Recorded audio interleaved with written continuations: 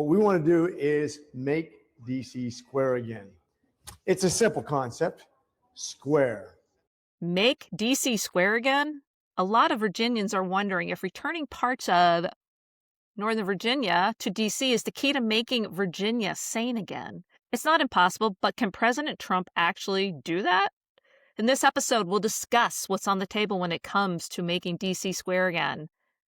Two other ideas that could weaken Democrats' hold on voter-rich Northern Virginia, which again is, and what some Republican leaders are saying about those ideas. By the way, hi, I am Teri, a fed-up Gen Xer and a ticked-off lifelong Virginian who's worked behind the scenes in conservative media for years and is now happily ensconced behind the microphone to talk with you about all the important stuff. And we're telling the truth here. Welcome to Smart Girl Politics. Let's dive in. Make DC square again. This idea has really gained traction in the past few weeks after Democrats in Virginia illegally and unconstitutionally rushed a very poorly worded ballot referendum in front of voters looking for the okay to gerrymander the heck out of Virginia's congressional map.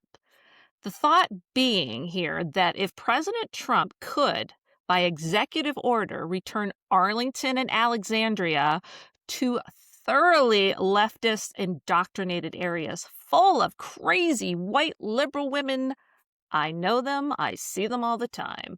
If it returned Arlington and Alexandria to D.C., the voting power of Northern Virginia would be watered down and have less of an impact on the rest of the Commonwealth. I touched on this idea in an earlier video, which I'll link for you. I actually wrote about this very idea back in February when it became crystal clear that Abigail Spanberger was no moderate and her fellow Democrats in the Virginia General Assembly had insidious plans for the Commonwealth. Let me share that with you. Here we go. I said, here's how Donald Trump can save Virginia, written by me over at Red State. So if you want to follow some of my writing, why the heck not go over there? Again, this was in February, so it was only just a very few days, weeks into Abigail Spanberger's tenure, and we already knew the writing was on the wall. She quickly showed us who she was. I touch on that, but you all know she's not good. Not good. So I had a 3-step plan, and I'm going to talk about all 3 steps in this video, but the first one is the make DC square again. Step 1, I wrote, remember, back in February, return Arlington County and Alexandria City to the District of Columbia. This is the most important part of the process of making Virginia sane again. Revert the District of Columbia to its original boundaries, which include some of the bluest parts of Northern Virginia. The district was originally created in 1790 as a 10-mile square carved out of portions of both Virginia and Maryland. And for reasons we'll get into, Virginia reabsorbed its bit back in 1847. Now, here's the important part. By going back to the original land borders, Arlington County and Alexandria City would become part of D.C. These two areas are overrun by both unhinged liberals and illegals from South and Central America and plenty of other places. You may recall a woman from Arlington making the news last summer when she waved a sign at Winsome Sears, who was the Republican candidate for governor running against Abigail Spanberger. Her sign read, "Hey, Winsome, if trans can't share your bathroom, then blacks can't share my water fountain." That's what we're dealing with. That's what we'd like to go back to D.C. And I said, yeah, I'm fine with letting D.C. deal with that nonsense. And I really am. And I think you probably are too. The idea seems to be gaining some steam in Congress. Republican Congressman Rick McCormick just introduced the Make D.C. Square Again Act. Let's hear from him as he announces his plans. So in 1846, Washington, D.C.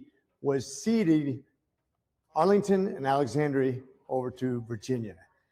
That has warped the system since then. If you think about it, that's what's caused all this consternation right now in the recent law that was passed. That's going to allow them to reapportion themselves 10-1 from 6-5. What we want to do is make DC square again. It's a simple concept, square. We repeal that unconstitutional law, give back Virginia exactly what it should have, give DC what it should have, and get this thing right. Now, to provide some context, I found a great explainer on what the history is, what some of the processes that might need to happen. And, Republicans follow processes unlike the Democrats. Let's find out what it actually takes for President Trump to do this thing that would be a huge impact on Virginia and how it votes. So here we go. This is a user over on X. Representative McCormick, just dropped a bill called the Make D.C. Square Again Act. Most people laughed. Most people scrolled past. That was a mistake, because the question buried inside the bill is not really about Washington, D.C. at all. It is about something this country has been too distracted, too comfortable, or just too politically terrified to ask out loud. Are the boundaries we inherited from the 18th and 19th centuries actually serving the people they were designed to serve? Or have they become the single most effective gerrymandering tool in American history? One nobody drew with a pen, nobody planned, and no one that produces the exact same result as intentional gerrymandering, the permanent political silencing of everyone who does not live near enough to a major city. I will tell you what I think, and I think once you see it, you are going to be genuinely angry. Good, you should be. The Make D.C. Square Again Act. The original District of Columbia was a perfect 10 by 10 mile diamond. Land ceded by both Maryland and Virginia. Created by the Residence Act of 1790. Exactly as Article 1, Section 8 of the Constitution envisioned. Then, in 1846, Congress voted to hand the Virginia portion back. The House approved 96 to 65. President Polk signed it July 9th.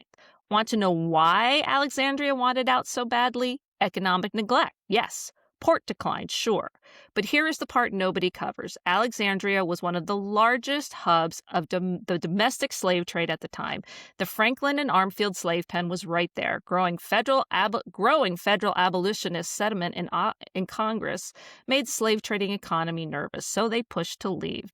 The 1846 retrocession of D.C. was partially driven by the desire to protect Alexandria's slave trade from federal oversight. The left never mentions that part. Of course they don't. Fascinating how selective the history lessons get. The Supreme Court punted on the constitutionality of all this in Phillips v. Payne, 1875. They did not rule it constitutional. They said 30 years had passed and they did not want the headache. The core question was never actually settled. McCormick's argument is simple. The Enclave Clause gives Congress ongoing authority over the federal district. Congress created it, altered it, and can restore it. No amendment needed. Will Virginia sue? Absolutely. But the principle matters more than this particular bill's odds, because the principle is that our governmental boundaries should reflect constitutional intent and practical logic, not political deals made while Alexandria was still running a slave market. I'm hearing from a lot of Virginians who are really behind this idea because the northern part of the state clearly has too much control over what happens in the entire state. You look at a map, it is overwhelmingly red except for Virginia, Northern Virginia, Richmond, and some parts of the Tidewater area, which means that a vast part of the state has to go with what Northern Virginia, which is where I live, and I readily admit we're not making good decisions. Not me, my neighbors are not making good decisions. So this is a fix for that Congress could do, and from what I've heard, that President Trump could also do by executive order. Now, I did want to talk about some reaction because people think it's a little too pie in the sky, a little too crazy to happen. And even some of the Republicans are saying that. Reactions to the Republicans' new push to make D.C. square again, or create the diamond, depending on your preference, have ranged from bemusement to outrage with a dose of political reality thrown in the middle. It's not going to happen, Matthew Hurt, the chairman of the Arlington Republican Party, told the 51st. I just don't have time to entertain hypotheticals. Not a chance of this, Virginia-based conservative radio host John Fredericks tweeted in response to McCormick's bill. Even former Trump advisor Steve Bannon seemed aghast at the idea. You're breaking up my beloved Commonwealth of Virginia, he said on his podcast last week. At the same time, the proposal picked up the support from prominent conservative leaders, including Kevin Roberts, the head of the Heritage Foundation. With the Democrats' power grab succeeding in Virginia, this should be the next move. Return Arlington to D.C., he wrote on X.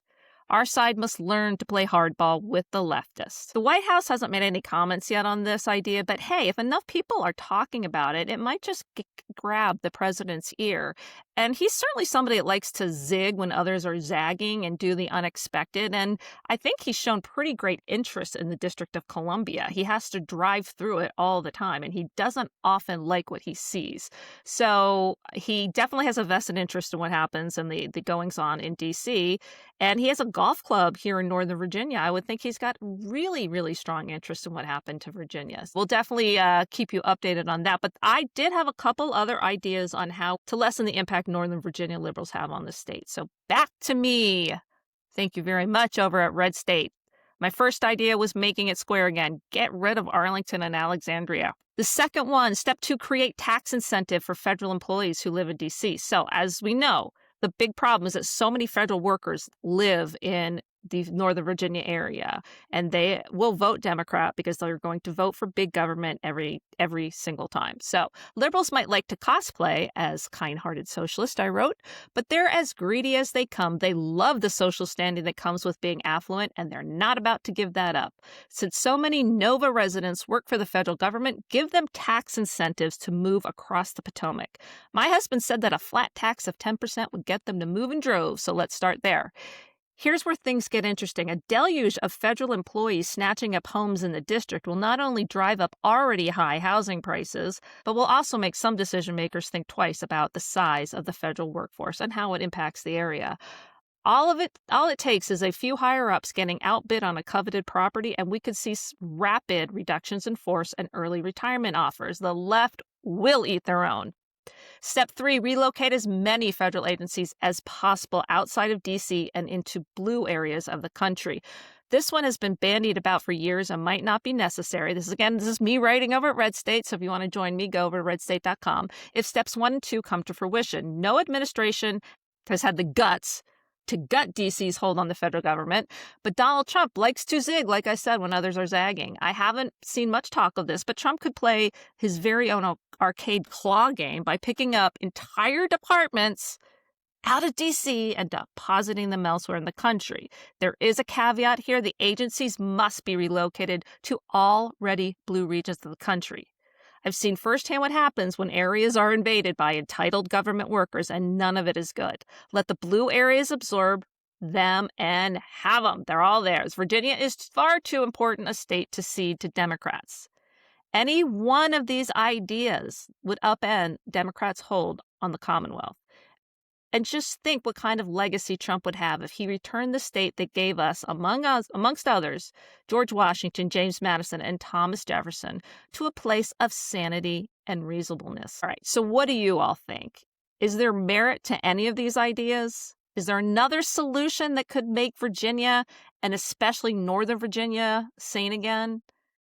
I know you all have some thoughts, so drop me a comment down below and let me know what your solution is. I'd love to hear your ideas on how we salvage this mess up here in Northern Virginia that's affecting all of you in other parts of the states and as soon could affect people in other parts of the country with our bad decision making. And if you missed how the Supreme Court of the United States of America just delivered a haymaker, not sure if that's a haymaker or not, to the gerrymandering loving Virginia Democrats, you'll want to watch this next video. Stay safe out there, friends, and I will see you here next time.